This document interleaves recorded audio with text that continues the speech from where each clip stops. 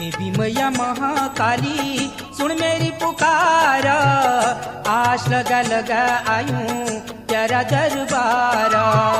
देवी मैया महाकाली सुन मेरी पुकार, आश लगा लगा आयूं तेरा दरबार। आस लगा लगा आयूं तेरा दरबार, आस लगा लगा आयूं तेरा दरबार।